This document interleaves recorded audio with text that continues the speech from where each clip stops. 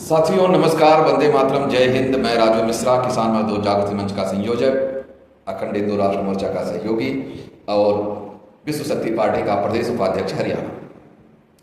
आज बात करते हैं जैसे कि हमारे देश की सरकारें, बैंकिंग व्यवस्था, आरबीआई, ये सभी मिलकर के हमारे देश की आम जनता को लगभग 95% लोगों को कर्ज के दलदल में फंसा रखा है।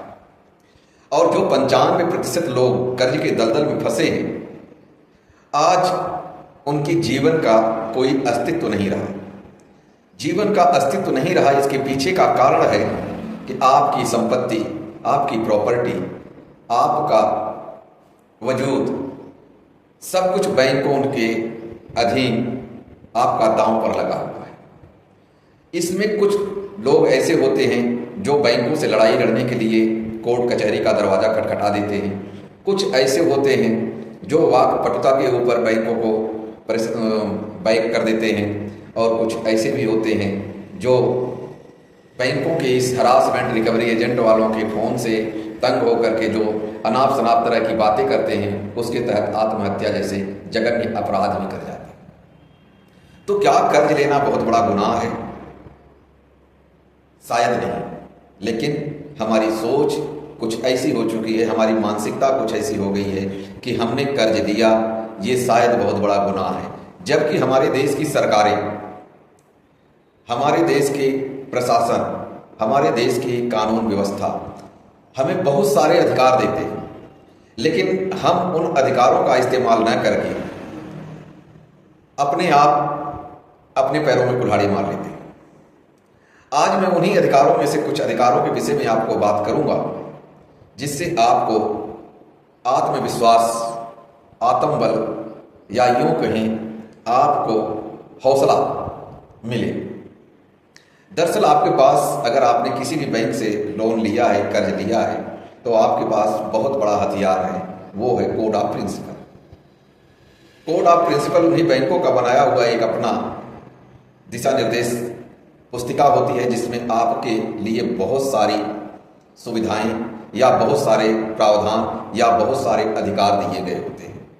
आपको सबसे पहले करना क्या है, आपने जिस बैंक और एनबीएफसी से आपने कर्ज लिया है, उनकी वेबसाइट पे जाएं और आप उनकी वेबसाइट पर ये कोड ऑफ प्रिंसिपल कई नामों से, जैसे कस्टमर गाइडलाइंस या कस्टमर के अधिकार या कोड ऑफ प्रिंसिपल, इस तरीके से बहुत सारी चीज़ें, रूल्स एंड रेगुलेशन, तो इस तरीके से बैंकों के वेबसाइट पर वो उपलब्ध होता है। उसे आप पीडीएफ में डाउनलोड करें और वो आपको स्थानीय भाषा में मिलेगा। अगर आप मान लीजिए कोई व्यक्ति कर्नाटका में है और वहाँ कन्नड़ चलता है, तो रूल्स एंड रेगुलेशन उनको कन्नड़ भाषा में मिलेगा। कोई पंजाब में है तो उनको पंजाबी में मिलेगा। इसी तरह के तरीके से हर जगह उनके एक जो उनकी भाषा होती है, वहाँ की लोकल भाषा होती है, उस भाषा के साथ साथ इंग्लिश में भी ये उपलब्ध होता है। आप चाहें तो उसे पढ़ें, आपको बहुत सारे अधिकारों का पता लग जाएगा। उसके बाद आप अपनी कार्रवाई को, जैसे ही आप अगर पहले ईएमआई नहीं भर पाते हैं, आपको पता हो गया कि अब आगे कर्ज भरना हमारे लिए मुश्किल है, तो आप अपनी लेखनी का इस्तेमाल करना शुरू करें। इसमें आपने देखा होगा कि जब आप कर्ज लेने जाते हैं बैंकों में, तो बहुत सारे दस्तावेज होते हैं जिसके ऊपर वो सिग्नेचर करवाते हैं, लेकिन आपको पता ही नहीं होता है कि वो किस किस चीज़ के कागजात हैं और किस किस जगह पे आपसे सिग्नेचर कराए गए।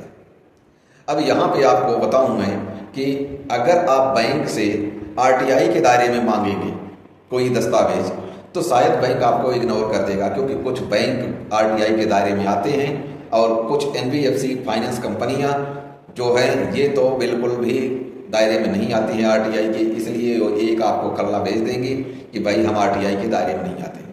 इससे बेहतर है कि आप एक साधारण एप्लीकेशन के जरिए उनके दस्तावेजों को मांगिए जिन पर आपने हस्ताक्षर किए, और इस तरीके से आप अगर 2-4 पत्र उनको भेजते हैं और दस्तावेज की डिमांड करते हैं, तो बैंक बार बार आपको इग्नोर करता है। तो आपके पास एक ग्राउंड बन जाता है कि हम तो भाई इनकी पेमेंट देने के लिए तैयार हैं और ये हमें कोऑपरेट नहीं कर रहे हैं। उसके बाद आप बैंकिंग एम्बुसमेंट में भी जा सकते हैं।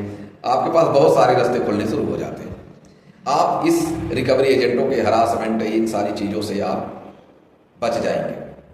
आप चाहें तो अगर आप कर्ज नहीं अदायगी कर पा रहे हैं, किस्त नहीं दे पा रहे हैं, तो आप प्रायर नोटिस उन्हें भेजें बैंक को। प्रायर नोटिस का मतलब होता है एक निवेदन पत्र कि हमारी स्थिति इस समय आपके पेमेंट करने की नहीं है, हम इस तरीके से माली हालात हमारी गुजर रही है।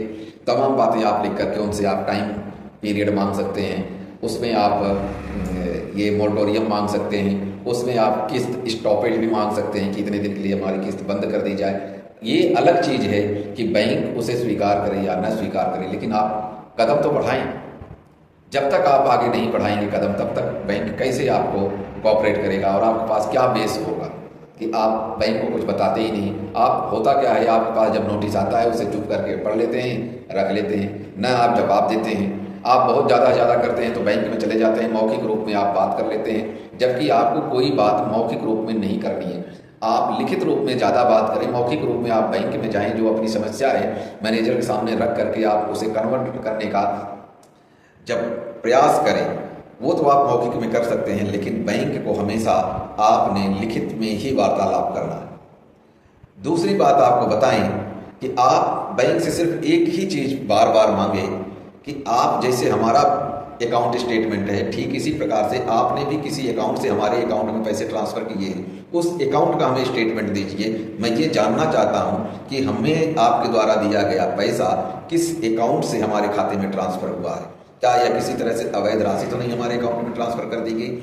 इस तरीके से आप क्वेश्चन मार्क लगा करके आराम से आप अपनी बातों को रख सकते हैं और आपके पास एक बेस बनता चला जाएगा, जिससे आप अपने केस को आप किसी भी न्यायालय में आप चाहें तो अपना केस सिविल में भी लगा सकते हैं, कंज्यूमर प्रोटेक्शन में भी आप लगा सकते हैं। तो तमाम सारे रास्ते आपको खुलना शुरू हो जाएंगे, लेकिन ये रास्ते तब खुलेंगे जब आप प्रयास शुरू करेंगे। आप अपने अधिकारों को पहचानें। जब तक आपको अपने अधिकारों के विषय में नहीं जानकारी होगी, तब तक आप ऐसे पीड़ित होते रहेंगे, आपका शोषण होता रहेगा, आपका मानसिक और शारीरिक दोनों तरह से आप परेशान रहेंगे। तो ये तमाम बातों को आपको समझना होगा, आपको अपनी लड़ाई लड़ने के लिए आगे आना होगा, आपको अपनी लड़ाई के लिए तैयार होना पड़ेगा। आपकी सारी समस्याओं के समाधान के लिए किसान मजदूर जागृति मंच प्लेटफॉर्म एक ऐसा प्लेटफॉर्म है जो शायद अभी तक आपको कहीं नहीं मिला होगा। ये हमारा ही ऐसा प्लेटफॉर्म है जो हम कर्जदारों के मामले को कोर्ट में ले जा रहे हैं और लोगों को राहत भी मिल रही है।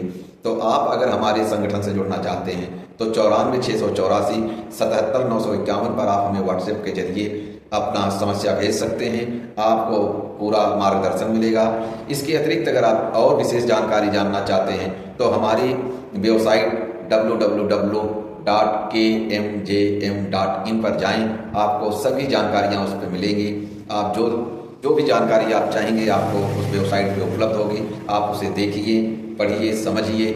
आप अंधविश्वासी बन करके हमारे साथ ना जुड़े। आप अगर हमारे साथ जुड़ते हैं तो आपको ट्रस्ट करना पड़ेगा, क्योंकि ये हमारा संगठन जो है अनलीगल काम कुछ नहीं करता। हमारे पास सिर्फ और सिर्फ कानूनी रूप से कानून के दायरे में और कानून के द्वारा कार्य किया जाता है। हम अवैध तरीके से कोई काम नहीं करते हैं। ये सारी जानकारी आप हमारी किसी भी वीडियो में आप देख सकते हैं। दूसरी बात आपको बताएं, एक और लास्ट बात, कि हमारा संगठन लोन माफ़ नहीं कराता। ये आप विशेष ध्यान दें, हम आपके लोन को माफ़ नहीं कराते हैं और न ही हम आपके लोन को चुकती कराने का प्रलोभन देते हैं। हम तो सीधा कहते हैं कि आपके लोन को जब हम फाइट करने के लिए कोर्ट में चलेंगे तो वहाँ पे कोर्ट के जजमेंट के अनुसार ही आपका काम होगा और आपका जो कर्ज है कम से कम राशि में सेटलमेंट होगा, क्योंकि आपके पास कोई और अधिकार नहीं है। हम रुपए के मुद्दे के ऊपर तो लड़ रहे हैं, लेकिन रुपए के मुद्दे को लड़ने के लिए न तो कोर्ट सुन रही है, न शासन सुन रहा है, न प्रशासन सुन रहा है, क्योंकि ये जितनी भी कोर्ट कचहरी शासन प्रशासन है सब एक, आप ये मान लीजिए कि एक ये ट्रस्ट के अंदर हमारे देश की व्यवस्था चल रही है और ये व्यवस्था इस तरीके से ये जाल बुना गया है कि आप कहीं भी जाएंगे रुपए के मुद्दे को लेकर के तो आपको मुंह खिलानी पड़ेगी। और परिणाम स्वरूप हमने बहुत सारे लोगों को देखा भी कि जिन्होंने इस मुद्दे को लेकर के कोर्ट में गए उनको कुछ भी हासिल नहीं हुआ, क्योंकि ये तभी संभव है जब हमारे साथ लाखों की संख्या में लोग हों और हम सभी एकत्रित होकर के धरना प्रदर्शन ये तमाम तरह का जो अपना सिस्टम है उस सिस्टम से विरोध प्रकट करें, तब जा कर के इस पे कुछ सुनवाई हो सकती है। अदरवाइज यूँ गुमराह करने वाली बातें हैं कि अगर आप ये सोचें कि 10-20 आदमी मिल करके आप रुपए के मुद्दे की लड़ाई लड़ लेंगे तो ऐसा असंभव है, क्योंकि हमारे देश की जनता जो है अभी सोई पड़ी है और इस हद तक सोई पड़ी है कि उनको किसी से कोई मतलब नहीं है। देखते हैं वो रामलाल अगर उनके पड़ोसी श्यामलाल के घर में बैंक वाले ताला लगा रहे हैं या अभद्रता कर रहे हैं तो रामलाल अपनी छत पे खड़े होकर के मुस्कुराएगा, मजे लेगा, लेकिन उसकी हिम्मत ये नहीं कहेगी कि वो आकर के कम से कम श्यामलाल की मदद ही कर दे। तो हमें एकत्रित होना पड़ेगा और एकत्रित होने के लिए आपको कुछ लंबी चौड़ी बात करने की ज़रूरत ही नहीं। आप जिस एरिया में रहते हैं, जहाँ भी रहते हैं, आपको सिर्फ 10 आदमी जोड़ने हैं। अगर आप 10 आदमी जोड़ लेते हैं, 10 कर्जदार को आप जोड़ लेते हैं और आप संगठन से जुड़ते हैं तो आप यकीन मानिए 10-10 करते कितने हो जाएंगे आपको पता ही नहीं लगेगा और सबको रिलीफ मिलेगा, सबको राहत मिलेगी। तो हमारा संगठन आगे से आगे इसी तरीके से काम कर रहा है। अगर आप हमारे संगठन से जुड़ना चाहते हैं तो आपका मोस्ट वेलकम है। और जब आप ये इस लड़ाई में आगे आना चाहते हैं संगठन के साथ जुड़ करके तो आप कम से कम अपने एरिया में 10 आदमी ऐसे बनाएं जो आपके यहाँ कर्ज से पीड़ित हो, ताकि आपका भी एरिया में नाम हो कि इस व्यक्ति ने हमें इस दलदल से निकालने का प्रयास किया और आप एक जरिया बने लोगों का और समाज में आपका अच्छा नाम हो। क्योंकि जितने भी जो भी व्यक्ति आज कर्ज से पीड़ित है, आज उसकी हालत अगर आप जाकर के देखेंगे तो आपको पता चलेगा उनके बच्चों की पढ़ाई लिखाई और घर का सारा सिस्टम उनका आप देखेंगे तो उनके बस में नहीं रहता है। हर जगह वो व्यक्ति जो कर्ज लिया है मैनेज करना सीख लिया और मैनेज करते करते इस हद तक मैनेज करना सीख गया कि वो संभवतः अपने भोजन व्यवस्था को भी मैनेज कर लिए। तो इसी के साथ मेरे दोस्तों आज की वीडियो बस इतना ही। आप संगठन से जुड़ें, संगठन आपके लिए 24 घंटा काम कर रहा है और अच्छे से अच्छा आगे से स्कोप मिल रहा है। लोन माफ़ी, लोन चुकती, इस तमाम तरीके के जो आपके सामने लोग बताते हैं ये सब सिर्फ दिग्भ्रमित करने वाला सिस्टम है। मुझे आज तक कोई ऐसा व्यक्ति नहीं मिला जिसका कोई भी संगठन, भारत का कोई एक ऐसा संगठन हो जो किसी व्यक्ति का लोन माफ़ करा दिया हो, या भारत का कोई ऐसा संगठन जो किसी एक व्यक्ति का लोन चुकती करा करके उनके दस्तावेज वापस दिला दिया हो। तो इन सारी बातों में फंसने से अच्छा है कि आप लीगल वे में, कानूनी रूप से, आप कानून के सहारे से आप अपने केस को फाइट करें। आपके सपोर्ट के लिए किसान मजदूर जागृति मंच सदैव तत्पर है और सदैव आपकी सेवा में समर्पित है। इसी के साथ दोस्तों जय हिंद, वंदे मातरम।